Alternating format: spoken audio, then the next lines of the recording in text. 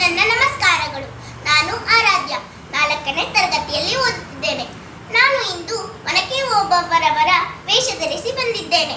ಒನಕೆ ಓಬವ್ವ ಕರ್ನಾಟಕದ ಚರಿತ್ರೆಯಲ್ಲಿ ಒಬ್ಬ ಅಮರ ವೀರ ವನಿತೆ.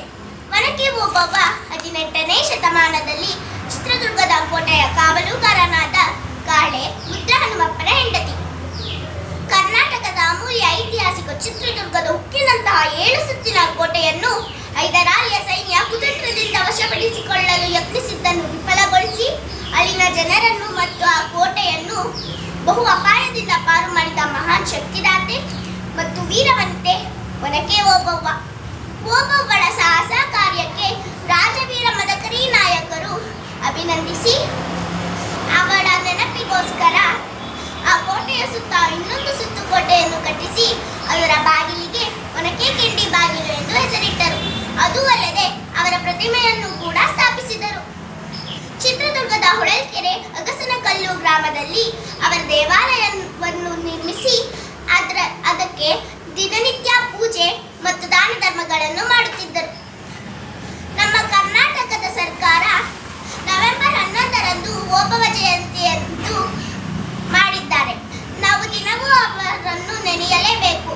ಅವರು ಅವರ ಶತ್ರುಗಳನ್ನು ಅವರ ಒನಕೆಯಿಂದಲೇ ಕೊಂದಿದ್ದರಿಂದ ಅವರು ಒನಕೆ ಓಬವ್ವ ಎಂದೇ ಪ್ರಸಿದ್ಧರಾದರು. ಒನಕೆ ಓಬವ್ವ ಎಂದ ತಕ್ಷಣ ಮೈಯೆಲ್ಲ ರೋಮಾಂಚನವಾಗುತ್ತದೆ. ಅವರು ಹೇಗೆ ತನ್ನ ವೈರಿಗಳನ್ನು ಸಂಹರಿಸಿದರು ಎಂದು ಒಂದೇ ಒಂದು ಏಕ ಪಾತ್ರ ಮಾಡಿ ತೋರಿಸುತ್ತೇನೆ.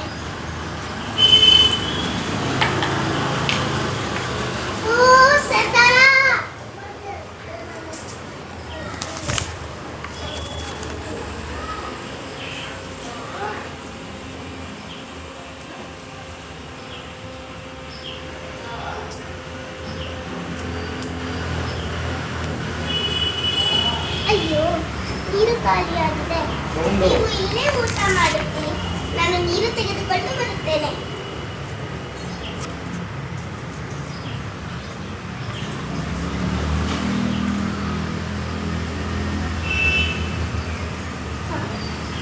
ಏನು ಸದ್ದು ಬರುತ್ತಿದೆಯಲ್ಲ?